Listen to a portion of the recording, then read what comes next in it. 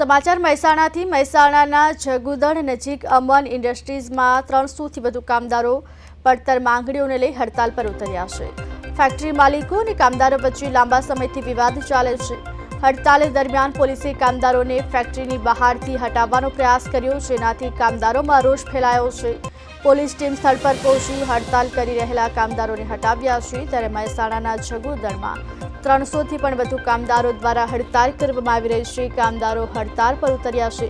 પોતાની પડતર માંગણીઓને લઈને કામદારો હડતાલ કરી રહ્યા છે।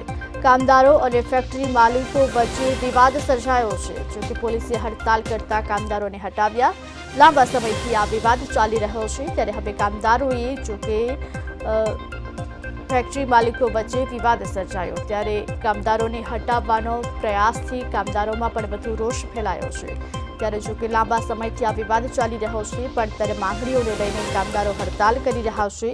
ત્યારે હડતાલમાં જોકે ફેક્ટરી માલિકો અને કામદારો વચ્ચે લાંબા સમયથી આ વિવાદ ચાલી રહ્યો છે, જેને લઈને હવે હડતાલ કરવામાં આવી રહી છે। ત્યારે 300થી વધુ કર્મચારીઓ જોકે હડતાલ પર ઉતર્યા છે। કામદારોને હટાવવાનો પણ મામલો સામે આવ્યો। પોલીસે હડતાલ કરતા કામદારોને હટાવતા જોકે કામદારોમાં ભારે રોષ વ્યાપી ગયો છે, કારણ કે લાંબા સમયથી આ વિવાદ ચાલી રહ્યો છે। પોતાની પડતર માંગણીઓને લઈને હવે કામદારો હડતાલ કરી રહ્યા છે। ત્યારે સમગ્ર ઘટનાને લઈ પોલીસ કાફલો ઘટના સ્થળે પહોંચ્યો હતો।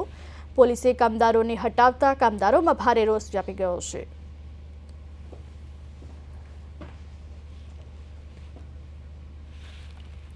વધુ વિગત સાથે સંવાદદાતા નિસર્ગ પટેલ જોડાઈ ગયા છે। જે નિસર્ગ, કામદારો દ્વારા હડતાલ કરવાનો મામલો સામે આવ્યો, શું છે સમગ્ર મામલો અને શું છે વધુ વિગત? મહેસાણા જોડે જગુદળ ગામ આવેલું છે। જગુદળ ગામ પાસે અમન નામની ખાનગી ઇન્ડસ્ટ્રી આવેલી છે। અમન નામની ઇન્ડસ્ટ્રીના જે કામદારો હતા, 300 જેટલા કામદારો એક સાથે હડતાલ પર ઉતરી ગયા હતા। તેમના કહેવા મુજબ જઈએ તો તેમની પડતર માંગણીઓ હતી। તે પડતર માંગણીઓ મુદ્દે તેમને ઘણા સમયથી ફેક્ટરી માલિક અને જે વહીવટ કરતા શાસન હતું ફેક્ટરીનું મેનેજમેન્ટ, તેની સાથે ચર્ચાઓ થતી હતી, પરંતુ ફેક્ટરી માલિક અને જે મેનેજમેન્ટ તેમની જે માંગણીઓ હતી, માંગણીઓને ગંભીરતાથી લેતું ન હતું અને તેમની માંગણીઓ પૂરી થતી ન હતી। એટલા માટે તેઓ આજે એકાએક હડતાલ પર ઉતરી આવ્યા હતા। હડતાલ પર ઉતરતા મામલો વણસ્યો હતો અને મામલો વણસતા પોલીસે ઘટના સ્થળે પહોંચી હતી। ત્યારબાદ પોલીસે કામદારોને ત્યાંથી હટાવવાનો પ્રયાસ કરતા કામદારો રોષે ભરાયા હતા અને જે તેમની પડતર માંગણીઓ લઈ જે કામદારો છે તે એકની સાથે આજના દિવસે હડતાલ પર ઉતર્યા છે।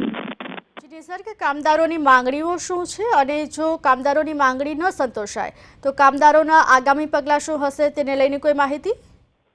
જી ચોક્કસ, કામદારોની જે પડતર માંગણી હતી, તેમના જે પગારના પ્રશ્નો હતા, તેમની દૈનિક જે હાજરી હોય છે તેના પ્રશ્નો હતા, તેમના જે પીએફના જે પ્રશ્નો હતા, તેનું જે પ્રોવિડન્ટ ફંડ આવે છે તેના પ્રશ્નો હતા, તેમને જે મેડિકલ લાભ મળે છે તેના પ્રશ્નો હતા, તેમજ જે જૂના કામદારો હશે તે જૂના કામદારો છતાં જે નવા કામદારો હતા તેમને જે દૈનિક પગાર હતી તેમની દૈનિક પગાર તેમને વધારે અપાતો હોવાથી જૂના કામદારોને નુકસાન પડતું હોવાનું એ લાગણી તેઓ અનુભવતા હતા। તેના લીધે તેમની આ પડતર માંગણી હતી અને તેમણે ઘણા સમયથી જે મેનેજમેન્ટ છે અને ફેક્ટરી માલિક છે તેમના સામે આ રજૂ કરી હતી, પરંતુ તેઓએ આ માંગણીઓને ધ્યાનમાં નહીં લેતા, તેની ગંભીરતાથી નહીં લેતા અત્યારે હાલ જે કામદારો છે તે હડતાલ ઉપર ઉતર્યા છે।